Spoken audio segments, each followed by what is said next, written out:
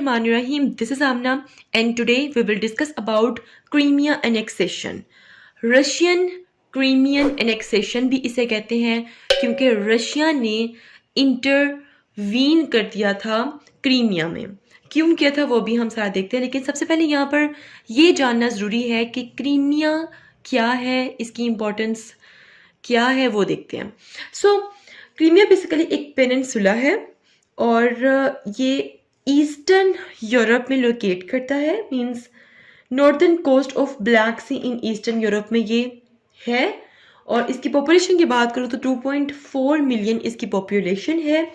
और ये इसलिए इतना फेमस है क्योंकि इसके बहुत फेमस रिजॉर्ट्स हैं लाइक याल्टा, फरोज, अलश्टा. ये मैंने कुछ रिजॉर्ट्स यहाँ पर इसके लिखे हुए हैं.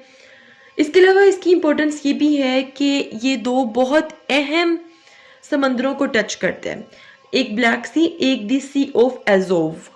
ये इसकी एक जियो स्ट्रेटेजिकल इम्पोर्टेंस भी आप कह सकते हैं कि ये दो समंदरों के साथ लिंक करता है. यहाँ पे आपको अंडरस्टैंड करवाने के लिए बेटर अंडरस्टैंड करवाने के लिए मैंने यहाँ पे एक छोटा सा मैप बना दिया है ताकि आपको समझ आ जाए कि क्रीमिया की लोकेशन कहाँ पर है. ये है जी यहाँ पर क्रीमिया, ठीक है. इसके टॉप पर आपको यूक्रेन नजर आ रहा है. देन इसके राइट साइड पे सी ऑफ अजोव है, जिसके राइट साइड पे रशिया है. यहाँ से देखिए रशिया जो उनसे है ये क्रीमिया को भी यहाँ पर टच कर रहा है. देन क्रीमिया के डाउन पे आपको ब्लैक सी नजर आ रहा है. तो होपफुली ये आपको मैप समझ आ चुका है. इस स्लाइड में हम डिस्कस करते हैं क्रीमिया एनेक्सेशन. आपको मैं ऑलरेडी बता चुकी हूँ कि ये जो क्रीमिया था ये बेसिकली यूक्रेन का हिस्सा था, लेकिन यूक्रेन ने इसको दी हुई थी autonomy. Autonomous region of Ukraine ये कंसीडर किया जाता था और इनको ऑटोनॉमी हासिल थी, मतलब ये एक इंडिपेंडेंट स्टेट के तौर पर रह रहे थे. ठीक है. अब लास्ट वीडियो में मैंने आपके साथ डिस्कस किया था यूक्रेन रेवोल्यूशन.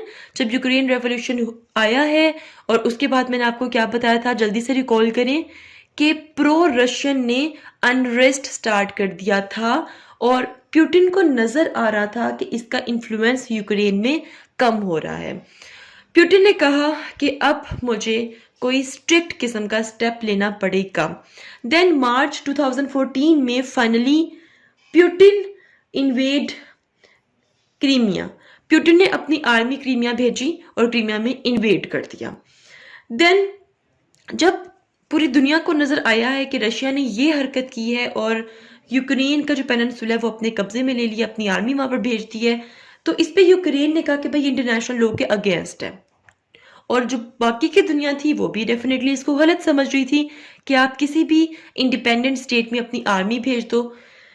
तो देन रशिया ने डिसाइड किया कि क्रीमिया में करवा देते हैं हम रेफरेंडम करवाए गए वहां पर. और उसका जो ऑफिशियल रिजल्ट था वो क्या आया कि वहां के जो 97% जो लोग थे उन्होंने रशिया के फेवर में वोट दिए.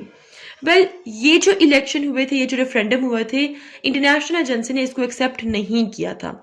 इंटरनेशनल एजेंसी इसको एक्सेप्ट करे या ना करे कोई फर्क नहीं पड़ता क्योंकि रशिया ने यहाँ पर इन्वेड कर दिया था और यहाँ के लोगों को तकरीबन आर्मी भेजकर अपने कब्जे में करने की कोशिश की थी. हो सकता है माइट बी पॉसिबल कि वहां के लोगों ने वाकई ही 97% वोटिंग दी थी. हो सकता है वाकई 97% लोगों ने रशिया के हक में वोट दिया हो सकता है ना दिया हो, उसका कुछ भी नहीं पता. रशिया तो आ गया यहाँ पर. अब रशिया ने क्या किया कि क्रीमिया में हाई सिक्योरिटी फेंस तामीर करवा दिया और यहाँ पर बहुत ज्यादा इंफ्रास्ट्रक्चर बनाना शुरू कर दिया है. और इस टाइम क्रीमिया को रशिया ने अपने कब्जे में लिया हुआ है, वहां पर रशिया की ही चलती है. So this is all about Crimea annexation. If you have any question, do right your questions in comment section below and hit the like and subscribe button if you haven't yet. मिलते हैं जी next hot issue के साथ. Until then मुझे अपनी दुआ में याद रखिएगा. Stay tuned and Allah Hafiz.